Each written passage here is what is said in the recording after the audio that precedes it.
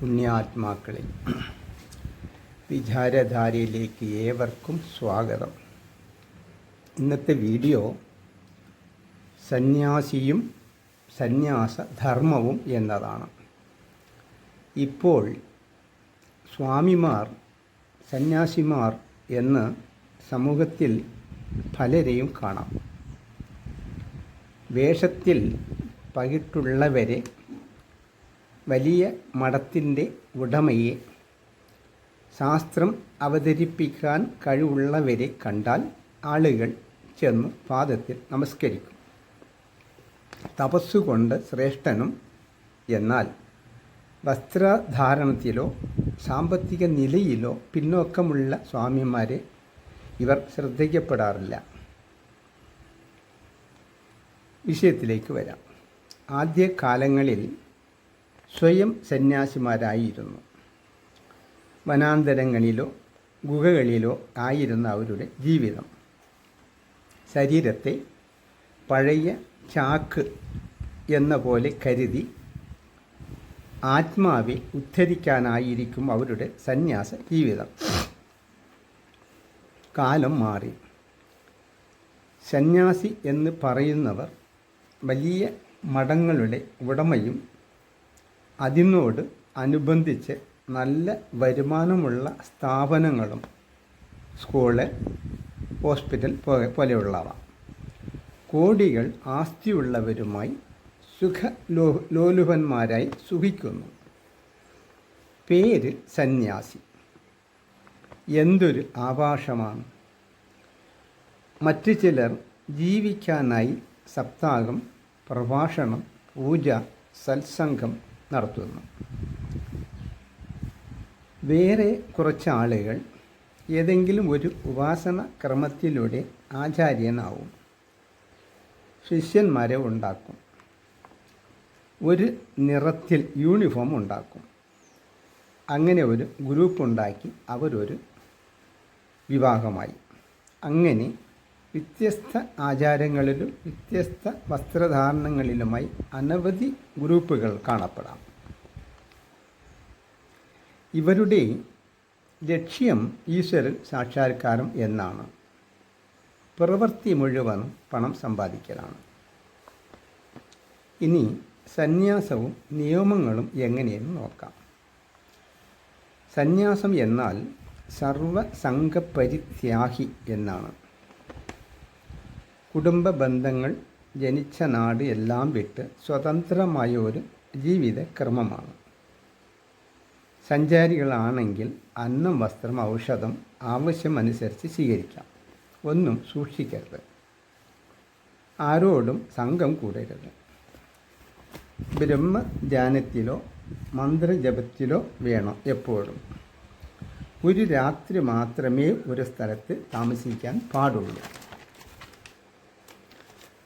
ആശ്രമം വെച്ച് താമസിക്കുന്നവർ ആവശ്യമുള്ളവ സൂക്ഷിക്കാം. ഭിക്ഷ ചോദിക്കാൻ പറ്റിയ കാലഘട്ടമല്ല. ജനാധിപത്യ സംവിധാനത്തിനനുസരിച്ച് വേണം ജീവിക്കേണ്ടത്. Aadhaar, mobile phone, bank account, ration card എന്നിവ അത്യാവശ്യമാണ്. സമൂഹത്തിലാണ് താമസിക്കുന്നതെങ്കിലും ഏകാന്തവാസമായിരിക്കണം. ജപം, ധ്യാനം, വിചാരം ഒഴിവാക്കരുത്. അത്യാവശ്യം മാത്രം പ്രഭാഷണം, ഉപദേശം, പൂജ, സത്സംഗം ആവാം. സംഘം ഒന്നിനോടും ആവരുത്. ലളിതമായ വസ്ത്രധാരണം, മിതാഹാരം, ആവശ്യത്തിനുള്ള ശരീര സംരക്ഷണം, ഭക്ഷണക്രമം, ദിനചര്യയിൽ കൃത്യനിഷ്ഠ എല്ലാം ഉണ്ടാവണം. എപ്പോഴും സത്വഗുണം നിലനിർത്താനുള്ള വിചാരത്തിലാവണം. സംവാദങ്ങളിൽ ഒന്നും ഏർപ്പെടരുത്. ആത്മീയ പരിപാടിയല്ലാതെ മറ്റൊന്നിലും ഏർപ്പെടരുത്. ആരുടെയും ഗുണദോഷങ്ങൾ പങ്കുവെക്കരുത്. അങ്ങോട്ട് പോയി ഉപദേശിക്കരുത്. വാങ്ങൽ കൊടുക്കൽ ദോഷം ചെയ്യും. ദാനം കിട്ടുന്നത് സ്വീകരിക്കണം. അത് തനിക്ക് ആവശ്യമില്ലാത്തവ സാധുക്കൾക്ക് ദാനം ചെയ്തേക്കണം. പകൽ ഉറക്കമരുത്. പ്രായം കുറഞ്ഞ സന്യാസിമാർ ഒരു കടുക്ക ദിവസം കഴിക്കുന്നത് ഉത്തമം. ഗൃഹസ്ഥാശ്രമികളുടെ വീട്ടിൽ ഒരു നേരം ഭിക്ഷ സ്വീകരിക്കാം. സ്ഥിരമായി കഴിക്കുന്നതും വരുത്തുന്നതും സന്യാസ അധഃപതനമാവും. അതിനൊരു കഥ പറയാം. ശ്രീ നാരദനും പർവ്വതനും കൂടി ദേവലോകത്ത് നിന്ന് ഭൂലോകത്തേക്ക് യാത്ര പുറപ്പെട്ടു. നന്മയോ തിന്മയോ ലാഭമോ നഷ്ടമോ എന്ത് അനുഭവം ഉണ്ടായാലും പരസ്പരം പങ്കുവെക്കണം എന്ന കരാറിലായിരുന്നു യാത്ര തുടങ്ങിയത്. ഭൂലോകത്ത് സഞ്ചരിക്കവേ മഴക്കാലം ആരംഭമായി. സന്ധ്യ രാജാവിൻ്റെ കൊട്ടാരത്തിൽ ചാതുർമാസം അനുഷ്ഠിക്കാൻ തീരുമാനിച്ചു. രാജാവ് മകളെ അവരെ ശുശ്രൂഷിക്കാൻ ഏർപ്പാടാക്കി. നാരദൻ്റെ സ്വരഗാനത്തിൽ രാജപുത്രി ദമയന്തി ആകൃഷ്ടയായി. നാരദനെ മനസ്സാ വിവാഹം ചെയ്തു. അതോടെ അവരുടെ ശുശ്രൂഷയ്ക്ക് വ്യത്യാസം വന്നു. നാരദന് ഭക്ഷണത്തിൽ തൈര് കൊടുക്കുമ്പോൾ പർവ്വതന് മോര് കൊടുക്കും. നാരദന് കുളിക്കാൻ ചൂടുവെള്ളം വെക്കുമ്പോൾ പർവ്വതന് തണുത്ത വെള്ളം വെക്കും. അങ്ങനെ എല്ലാറ്റിലും വിപരീതമായി. ഇത് മനസ്സിലാക്കിയ പർവ്വതൻ നാരദനോട് ചോദിച്ചു. നാരദൻ അങ്ങനെയൊന്നുമില്ലെന്ന് ഒഴിഞ്ഞു മാറി. വ്യവസ്ഥ ലംഘനത്തിന് ദേഷ്യം വന്ന പർവ്വതൻ നാരദനെ ശപിച്ചു. നല്ല മുഖമാണല്ലോ ഈ കുഴപ്പങ്ങൾക്ക് കാരണമായത്, അതുകൊണ്ട് വാനരമുഖമായി പോട്ടെ എന്നായിരുന്നു ശാപം. അത് കേട്ടതും നാരദൻ അങ്ങോട്ടും ശപിച്ചു. ദേവലോകത്തേക്ക് തിരിച്ചു പോകാനാവാതെ ഭൂമിയിൽ തന്നെ കടന്ന് കറങ്ങട്ടെ എന്ന്. പിന്നീട് നാരദൻ ദമയന്തി വിവാഹിതം കഴിക്കുന്നു. ഇതാണ് കഥ. സന്യാസം ആർക്കൊക്കെ ആവാം. സന്യാസത്തിന് അർഹനാവുന്നത് പ്രപഞ്ച വിഷയങ്ങളിൽ വിരക്തി ഉണ്ടാവണം. അതിൻ്റെ പേരാണ് വൈരാഗ്യം. അത്യാവശ്യം ശാസ്ത്രജ്ഞാനം ഉണ്ടായിരിക്കണം.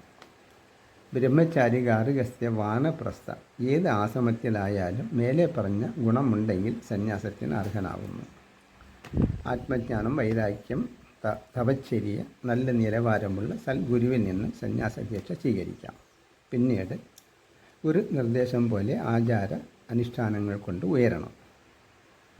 കാലങ്ങളെപ്പോലെ സന്യാസ നിയമങ്ങൾ ഈ കാലത്ത് അനുഷ്ഠിക്കാൻ സാധ്യമല്ല. ശരീരത്തിനും മനസ്സിനും സാധിക്കും പോലെ തപസ് ചെയ്യണം.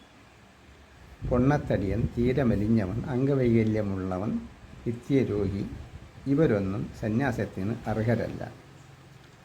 സന്യാസശേഷം നിർബന്ധമായും തീർത്ഥാടനം, ദേശാടനം നടത്തണം.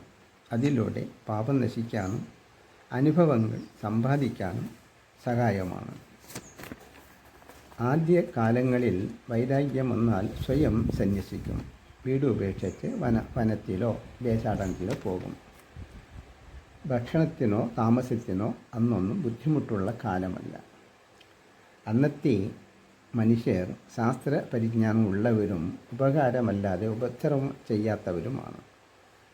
ദശനാമ സമ്പ്രദായമോ സന്യാസ ആശ്രമങ്ങളോ ഒന്നും അന്നില്ല. വീട് എന്ന സങ്കല്പം അന്നില്ല. ബ്രഹ്മചര്യാശ്രമം, ഗാർഹസ്ഥ്യാശ്രമം, വാനപ്രസ്ഥാശ്രമം, സന്യാസാശ്രമം ഇങ്ങനെയാണ് ജീവിത നിലവാരത്തെ അറിയപ്പെട്ടിരുന്നത്. കാവ്യവസ്ത്രം നിർബന്ധമല്ല. മഞ്ഞ, വെള്ള ഏതും ആവാം. ശ്രീ ശങ്കരനാണ് ദശനാമ സമ്പ്രദായം ഉണ്ടാക്കിയത്. പോലീസ്, പട്ടാളം ഇവരെ തിരിച്ചറിയാൻ യൂണിഫോം ഉള്ളതുപോലെ സന്യാസിയെ തിരിച്ചറിയാൻ കാവി നിറമാക്കി. വൈരാഗ്യം ഉണ്ടായാൽ തലമുണ്ടനം ചെയ്ത് പിണ്ഡാദി കർമ്മങ്ങൾ ചെയ്ത് വിരജാഹോമം നടത്തി സ്നാനം കഴിഞ്ഞാൽ കാവി വസ്ത്രം സ്വീകരിച്ച് ഗുരുവിൽ നിന്നും സ്നാനമന്ത്രം, ഹംസഗായത്രി, പരമഹംസ മന്ത്രങ്ങൾ ഉപദേശിക്കുന്നു. ഇതാണ് സന്യാസ നിയമങ്ങൾ. ഇത്രയും കാലം താൻ ഉൾപ്പെട്ട ബന്ധുക്കളുമായിരുന്നു ജീവിച്ചിരുന്നത്. ഇനി മുതൽ എല്ലാ ബന്ധങ്ങളെയും വിച്ഛേദിച്ച് ഈശ്വര സാക്ഷാത്കാരമാണ് ലക്ഷ്യം എന്നതാണ് ജീവിതം. ഇപ്പോൾ ക്രിയാമാർഗത്തിലൂടെ ശുദ്ധീകരിക്കപ്പെട്ട പുതിയൊരു ശരീരം, പുതിയൊരു പേര്, പുതിയൊരു നക്ഷത്രം, പുതിയ സംസ്കാരം, പുതിയൊരു ജീവിതം. 3 ലോകത്തെയും ഞാൻ സന്യസിച്ചിരിക്കുന്നു. ജാതി, മതം, വർഗം, ഗോത്രം ഒന്നുമില്ല. എല്ലാവരും മിത്രങ്ങളാണ്. നല്ലതും ചീഞ്ഞതും ആറിയതുമായ എല്ലാ സാധനങ്ങളെയും സ്വീകരിച്ച് ശുദ്ധീകരിക്കും അഗ്നിയെപ്പോലെ. ആര് എന്ത് തന്നാലും എല്ലാം സ്വീകരിച്ച് മന്ത്രാഗ്നിയാൽ ശുദ്ധീകരിച്ച് ആവശ്യമില്ലാത്തവയെ സൂര്യൻ എല്ലാവർക്കും മിത്രം പോലെ പ്രകാശം ചൊരിയുന്നത് പോലെ ഞാനും ദാനം ചെയ്യും. ഈ ഏകതാഭാവമാണ് കാവ്യവസ്ത്രം പ്രകാശിപ്പിക്കുന്നത്.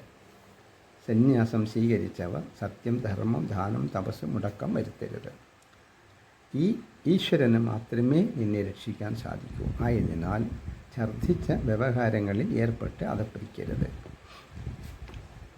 ഉദിര നിമിത്തം ബഹുകൃത വേഷം. കുടുംബജീവിതം താളം തെറ്റിയവരും പണിക്ക് പോകാതെ കറങ്ങി നടക്കുന്നവരും ദാമ്പത്യ ജീവിതത്തിൽ ഒറ്റപ്പെട്ടവരും കച്ചവടം പൊളിഞ്ഞ് മാനസിക നില തെറ്റിയവരും ആരോഗ്യ പ്രശ്നങ്ങളിൽ ജീവിതം അടുത്തവരും സ്ത്രീ പുരുഷ ഭേദമന്യേ മാനദണ്ഡങ്ങൾ ഒന്നും പാലിക്കാതെ വന്നയുടനെ സന്യാസം കൊടുക്കുന്നവരാണ് ഈ അധപ്പതനത്തിന് ഉത്തരവാദികൾ. ഇവരുടെ ലക്ഷ്യം ഒരു സർട്ടിഫിക്കറ്റ് മാത്രമാണ്. അത് കഴിഞ്ഞു പോയാൽ അവരുടെ ജീവിതം പലതരമാണ്. സന്യാസധർമ്മത്തിൽ ജീവിക്കുന്നവരുമുണ്ട്. സന്യാസം സ്വീകരിച്ചാൽ സർവസംഘ പരിത്യാഗി എന്നാണ്. ഇപ്പോൾ പലരും സംഘടനകളുടെ സ്ഥാനം വഹിക്കുന്നു. വലിയ മോഡൽ കാറിൽ യാത്ര, AC റൂമിൽ താമസം, താടിയും മുടിയും കട്ടിങ് ചെയ്ത് മുടി കറുപ്പിച്ചും സുന്ദര കുട്ടപ്പനായി നടക്കുന്നു. വസ്ത്രങ്ങൾ തേച്ച് മിനുക്കി, കുറികൾ കണ്ണാടി നോക്കി വരച്ച് ഫോട്ടോ എടുത്ത് പരസ്യം ചെയ്ത്, പകയും ഉദ്ദേശവും ഉള്ളിൽ വെച്ച് തനിക്ക് ഇഷ്ടമില്ലാത്തവരെ അകറ്റി സ്വർണ്ണാഭരണം ധരിച്ച് പുകവലി, ലോട്ടറി എടുക്കാൻ, മദ്യപാനം, കൂടുതൽ പറയുന്നില്ല. ടൂർ വെച്ച് സ്ഥാപനം നടത്തി ധാരാളം പണം സമ്പാദിക്കുന്നു. പേര് സന്യാസി. ചില സന്യാസിനിമാർ പണം സമ്പാദിക്കാനായി കാവ്യ ഉടുത്തിരിക്കുന്നു. കറുപ്പ് ചുറ്റി മാല ധരിച്ചാൽ അയ്യപ്പസ്വാമിയും, മൊട്ടയടിച്ച് കാവ്യ ഉടുത്താൽ പഴനിസ്വാമിയും, മുടി വളർത്തി രുദ്രാക്ഷം ധരിച്ച് ഏത് വസ്ത്രമായാലും ദേശാടന സ്വാമി എന്ന് പറയും പോലെ മേലെ പറഞ്ഞ പ്രവൃത്തി ചെയ്യുന്നവർ കാവ്യസ്വാമിമാർ എന്നതാണ്. ഇവരോട് ചോദ്യം ചോദിച്ചാൽ ഉടനെ അവർ ശാസ്ത്രം വിളമ്പി വാദിക്കും. രക്ഷയില്ല. ധാരാളം നല്ല സന്യാസിമാരുണ്ട്. അവരുടെയും പേര് കളയാനാണ് ഈ കൽക്കി അവതാരങ്ങൾ. തിരുവനന്തപുരത്തെ അഭേദാനന്ദ ആശ്രമത്തിൽ ഒരു സുഗുണാനന്ദ സ്വാമികളുണ്ടായിരുന്നു. അദ്ദേഹം നല്ല ഒരു സന്യാസിയായിരുന്നു. പാലക്കാട് കോങ്ങാട് സദാനന്ദ സ്വാമികൾ സന്യാസധർമ്മം വ്യതിചലിക്കാതെ ജീവിച്ചിരുന്ന സ്വാമികളായിരുന്നു. അതുകൊണ്ട് അദ്ദേഹത്തെ അധികം ആളുകളും അറിഞ്ഞിരുന്നില്ല. പാലക്കാട് ശിവാനന്ദ ആശ്രമത്തിൽ നിത്യാനന്ദ സ്വാമികൾ എൻ്റെ ഗുരുവും കൂടിയാണ്. ഇവരെയൊക്കെ കണ്ടു പഠിക്കണം സന്യാസിമാർ. എന്നാൽ ഈ വേഷം കെട്ടിയവരുടെ പിന്നാലെ സമ്പന്നരായ നല്ല വിദ്യാഭ്യാസമുള്ള ആത്മീയ സഞ്ചാരികൾ എന്ന അവകാശമുള്ള ആളുകളാണ് താങ്ങി നടക്കുന്നത്. നല്ല സന്യാസിമാർ ഇവർ കാണുന്നുമില്ല. നായുടെ വാലിൽ എത്ര കാലം പൈപ്പിട്ടാലും നിവരാത്തതുപോലെ എന്ത് വേഷം ചമഞ്ഞാലും പ്രാരബ്ധം അതിൻ പ്രകാരം ചെയ്യിക്കുന്നു എന്ന് സമാധാനിക്കാം. ഹരി ഓം.